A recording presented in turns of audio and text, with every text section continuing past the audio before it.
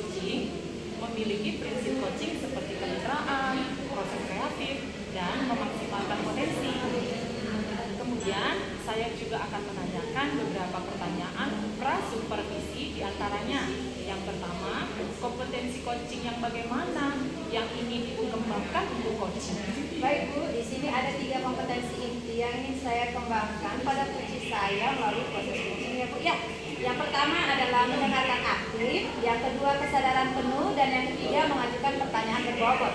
Baik, yang kedua, kompetensi apa yang ingin Ibu fokuskan pada coaching? Ya, yang ingin saya fokuskan kompetensinya itu adalah yang pertama mendengarkan aktif, dan yang kedua adalah mengajukan pertanyaan berbobot. Baik Bu, yang ketiga, indikator ketercapaian dan tujuan yang diinginkan itu bagaimana? Saya ingin bahwa coaching saya nanti melalui proses coaching ini mendapatkan solusi terhadap permasalahan yang dihadapinya. Wah, bagus sekali Bu. Semoga proses coachingnya berjalan lancar ya Bu. Ya, amin Bu. Terima kasih ya Bu. Selamat siang, Pak siang, Sairus. Kelihatannya sepertinya lagi ada masalah nih Pak, lagi gelisah. Kelihatan sekali ya Bu, kalau saya Iya. lagi sedih. Iya Pak, kelihatan. Apalagi Bapak sampai ngajak kita ngobrol berdua gini kan Pak ya. Sebenarnya nggak ada apa-apa sih Bu, cuman ya saya butuh teman curhat untuk bisa di coaching sebentar Bu, mengenai masalah murid dan pembelajaran di kelas saya. Oke, siap Pak. Saya kebetulan ini lagi banyak waktu, bisa kita nanti saling berdiskusi ya Pak ya. Semoga nanti kita bisa saling mencerahkan. Kemudian kira-kira apa yang ingin Bapak dapatkan Pak, atau permasalahan apa Pak? Boleh diceritakan?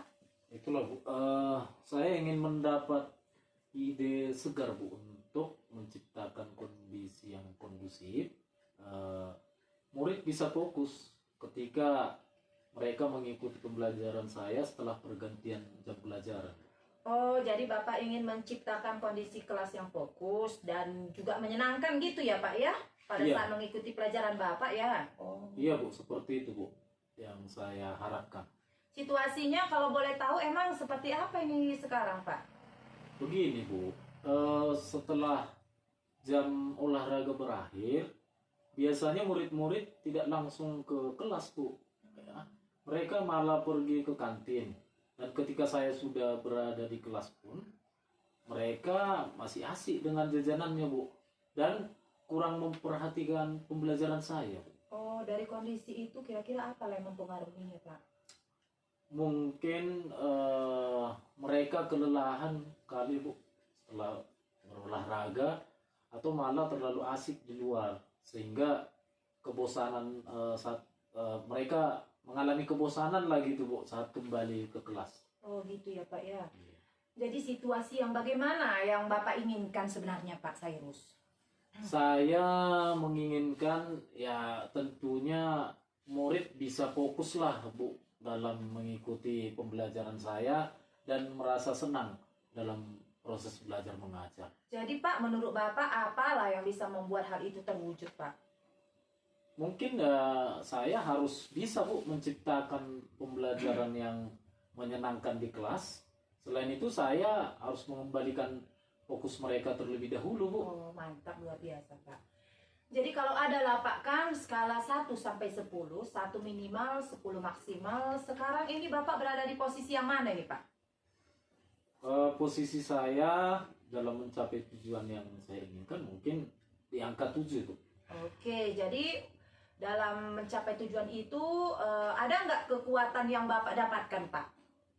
Saat ini sedikitnya saya sudah memiliki pengetahuan Bu tentang pembelajaran sosial emosional. Kemudian ya mungkin hal tersebut akan bisa membantu saya nanti Bu. Oh mantap sekali ya Pak ya. Jadi untuk mencapai suatu tujuan kan terkadang kita memiliki hambatan ya Pak ya, ataupun tantangan. Kira-kira Bapak bisa mengenali nggak hambatan dan tantangan yang akan Bapak hadapi gitu Pak? Mungkin saya perlu sedikit waktu Bu untuk mengintegrasikan pembelajaran sosial emosional dalam RPP saya nanti. Berarti Pak, dari hal itu menurut Bapak nih ya, solusi terbaik apalah Pak yang bisa Bapak usahakan untuk meminimalisir hambatan ataupun menyelesaikan tantangan itu Pak? Saya akan secepatnya lah Bu membuat RPP tersebut dan memilih cara yang tepat untuk pembelajaran nanti. Oh, kalau gitu Pak, sekarang rencana Bapak apa? Saya akan menerapkan pembelajaran sosial emosional di kelas saya Bu, ya, terutama praktik kesadaran penuh mindfulness untuk mengembalikan fokus murid setelah pembelajaran olahraga. Luar biasa ternyata ya Pak ya rencana Bapak ini. Nah, strategi untuk hal itu bagaimana Pak? Kalau strategi Bu, saya akan menerapkan teknik stop, ya, berhenti sejenak, terus ambil napas dalam, kemudian amati sensasi pada tubuh, ya, kemudian ambil napas dalam-dalam. Saya juga akan menggunakan musik instrumental sebagai pengiring dalam praktik teknik ini. Kemudian nantinya akan membuat kuis singkat Bu untuk membuat murid lebih tertarik dan senang belajar Bu. Oh, saya bangga terhadap solusi yang Bapak tawarkan. Kemudian jika itu semua sudah terjadi Pak, apalah kira-kira kriteria keberhasilan daripada indikator tujuan tadi Pak? Saya rasa untuk kriteria keberhasilannya ya tentu saja murid lebih fokus belajar Bu, kan? Dan senang dalam mengikuti pembelajaran saya. Oke Pak, luar biasa. Jadi Pak, apa yang akan Bapak lakukan setelah sesi ini dari alternatif yang Bapak sampaikan tadi Pak? Ya kemungkinan saya akan segera mempersiapkan rencana pembelajarannya Bu, supaya segera dapat saya terapkan di kelas saya nanti Bu. Kapan targetnya Pak? Kapan dilaksanakan gitu Pak? Target saya itu kira-kira 1 minggu Bu. Oh, berarti dari sekarang kita akan tahu dalam waktu 1 minggu ini gimana nih Pak? Bagaimana caranya kita tahu ada progresnya? Iya Bu, minggu depan nanti saya akan ceritakan update-nya gimana. Setuju saya Pak. Kemudian siapalah pihak yang bisa gitu Bapak ajak untuk berkomitmen terhadap hal itu Pak? Saya akan berkolaborasi Bu dengan rekan-rekan sejawat saya dalam merencanakan pembelajaran tersebut. Luar biasa, saya bangga sama Bapak. Jadi Bapak ingin berkolaborasi gitu ya Pak ya dengan rekan sejawat Bapak ya Pak ya? Iya betul Bu. Jadi sebelum sesi ini berakhir saya ingin tahu nih Pak, kira-kira apa yang bisa Bapak simpulkan dari sesi kita ini Pak? Setelah saya ngobrol dengan Ibu ini ya, saya ada pencerahan dan mendapatkan ide untuk mengembalikan fokus anak saya setelah mereka selesai berolahraga, yaitu dengan menerapkan teknik stop dengan iringan musik instrumental. Kemudian sebelum masuk ke materi pembelajaran, saya akan memulai dengan memberikan kuis singkat agar murid lebih tertarik dan senang belajar Bu. Wah, keren sekali Pak. Saya benar-benar amazing, benar-benar takjub dengan apa yang sudah Bapak paparkan. Semoga apa hal yang sudah Bapak rencanakan itu bisa terlaksana dan semua permasalahan yang tadi kita sampaikan di awal itu bisa terselesaikan sesuai dengan rencana ya Pak ya. Iya Bu, terima kasih sekali Bu sudah menemani saya Bu. Iya, sama-sama ya Pak ya. Oke, makasih. Oke Pak. Tadi saya sudah mengamati proses coaching yang Ibu lakukan dengan rekan sejawat Ibu.